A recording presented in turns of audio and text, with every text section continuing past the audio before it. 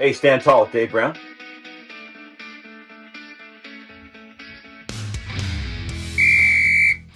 Hey, stand tall, Dave Brown. Judy Brown. Hey, we're here to talk to you about a tough subject, and it's a hot button topic everywhere, especially here in Oregon. As you know, Judy, last week there was the um, Track track meet. meet in Sherwood. You've done a lot of reading on that. We've talked to a ton of people. What's your thoughts, Sherwood? You've done a lot of reading on that. We've talked to a ton of people. What's your thoughts right now? Well, what I'm thinking is that the boy who ran shouldn't have. Obviously, he ran in the girls' race of 200 and 400. Parents saw it. It was videotaped. Girls watched it. They were on the field. They were watching it happen to them. And so many of the parents have started to stand up, and that has gone uh, out and about. Yeah, I think my first thought on this was is, and we hear this, you guys, and it's legit. People will say, well, he took one of the spots of the girls who should have been in top three. And I say to that, I go, well, okay, that's true. But then everybody at that track meet was impacted by this. And then now we've had millions of people uh, see this on social media and they're outraged by it. So, no, it's not just those three girls, and the one girl that didn't get to get on the podium. Bad decisions impact lots of people. The fallout's huge. It has gone viral, obviously on Fox and stuff like that. But I think it goes back to parents are starting to wake up. They've seen it. They've written letters to OSAA, the organization that is an overseer of the sports in Oregon. And what is shocking is that I'm not sure because I haven't talked to him personally, the president, but he or the executive director. But what the parents have received back is just a generic letter that says, sorry, we're going to do the same thing. We're Yeah. just going to keep it the way it Yeah. is. Status quo. Yeah. And I think now's the time where this lends a little bit into the politics of who you're voting for, because uh, right now in Oregon we have people that support these decisions at the higher levels.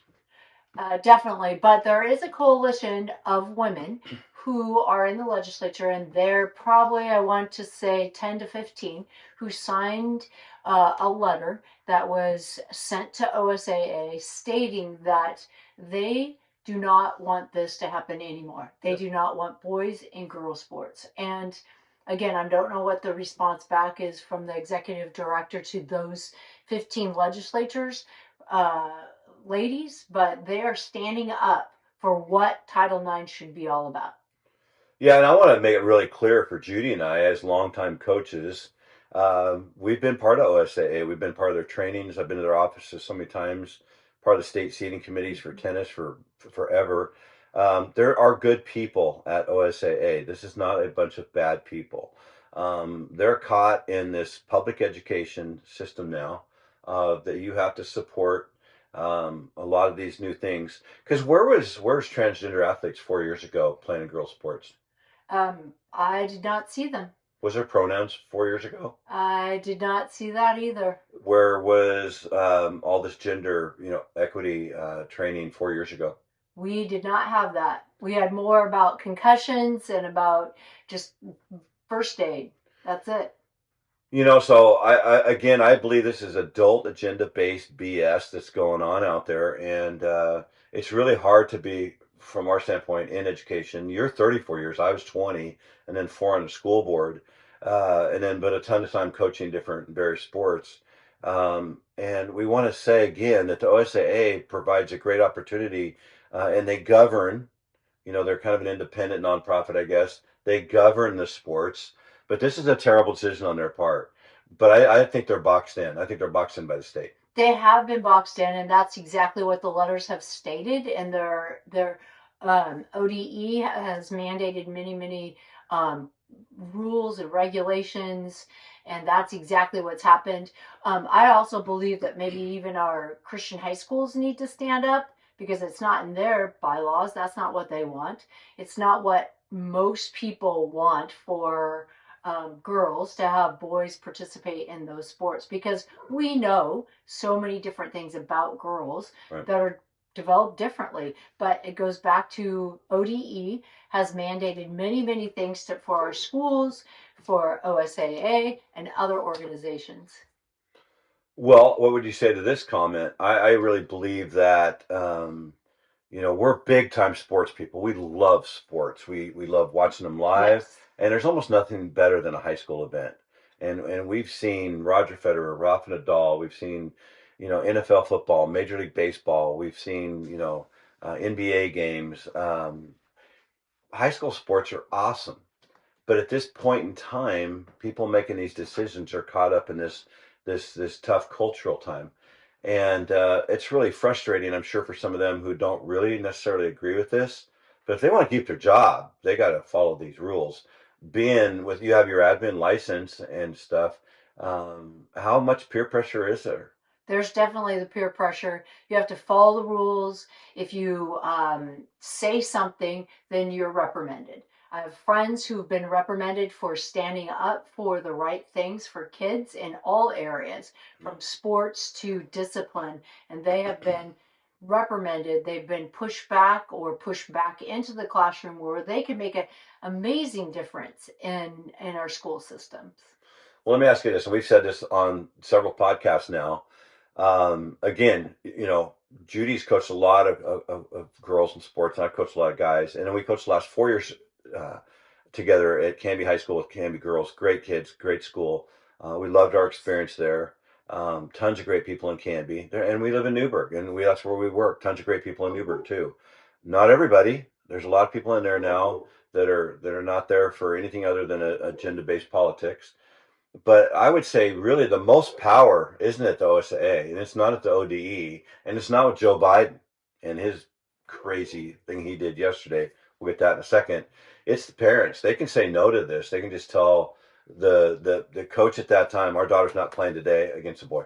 And that's exactly what's happening. Parents are starting to stand up. There's a couple of coalitions that we're working with that have come to us and have asked us to help out. And so we'll have that on our website to help you out with that, to connect with other Yeah. parents who want to say no to this and how to take some action. So that's what they want to do, is take action.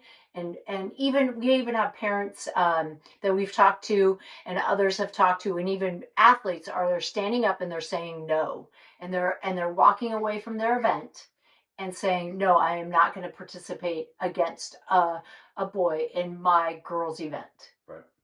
And boys have plenty of things to go participate in. And this is gonna be hard for a lot of you to hear. And this is the way I coach. It's the way I say stuff straight over the plate. Um, to these boys who saying they're a girl, they're not. Um, Judy, we have a list of things. You've seen it in schools. It's really real. This is really sad. We have kids who think they're furries, which would be a cat. They act like a cat during a school day. We have kids that act like dogs. We have kids that act like other animals. Um, the the the people that are encouraging this type of behavior are so wrong in what they're doing, because these boys that want to play in girls sports, we're lying to that boy when we say this is a good idea. We definitely are. And so I think that goes back to having those conversations. It's a contagious thing. Oh, well, my friend is going to do this or that. And so I'm going to be like that. And they get the attention. And a lot of times it's just, if we just allow it to just weigh out, these kids are kids. They just want to be connected with somebody else and to be cared about and loved about. They weren't born that way. I'm going to hammer away really big time. Just heard some stuff about a prom, and I don't want to get too specific on that, but it was so discouraging to hear some of the stuff we heard. And I'm really going to admonish these adults in our public schools that are so brazenly pushing their gender-based agendas on these kids. It's sad. Uh, Middle school, high school kids are so impressionable. Yes, and when you go to a prom, you used to just think it was a boy and girl, and you had the prom king and queen, and we don't have that anymore. We have two or three biological males and females making out all over the place. Two girls, two boys, three girls and one boy, and it's not the same as maybe we went. Definitely not like how my mom went to the prom, No. and then some of us else, but we need to, take a stand on that too. 5 years ago, when we were helping chaperone proms, the biggest thing was the dancing. The dancing had turned into dancing, which was is a really fun thing to do, into grinding, which was the guy behind the girl, and you can go from there with that one. It's bad, it's sexual, it's terrible, it's nasty, it's sexual. But that was our big issue 5 years ago. Now we're into what we were told the other night, that there's a lot of the kids in there, especially the girls.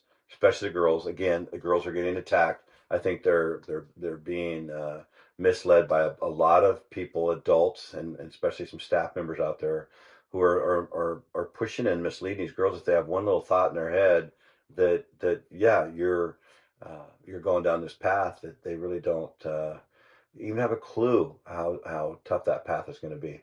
And what's really sad is that there are kids out there that are walking through our schools, on our sports teams, and they just put their head down because they don't want to be attacked, because they have, they're reprimanded, they're put on the sideline, or they're sat out from a sporting event because they stand up. And that's exactly what we need to support, those young women who are in our hallways, on our teams, as they're participating. Give them the encouragement to stand up, stand tall. Yep. Well, we would like to, thank you for coming to Stand Tall with Dave Brown, Judy Brown. As we move forward on Stand Tall, I will be doing some episodes by myself. Judy will do some by herself. We'll have guests all the time. We'll have live streams coming at you, and we'll be doing stuff on location. So it's going to be really exciting. And write into standtallwithDaveBrown.com. And if there's a question you have, or a podcast that you would like us to do something on, we'll do that. And if you have something to say, we'd love to have you on the podcast. So till next time, peace. Bye. Be sure to follow us online at standtallwithDaveBrown.com.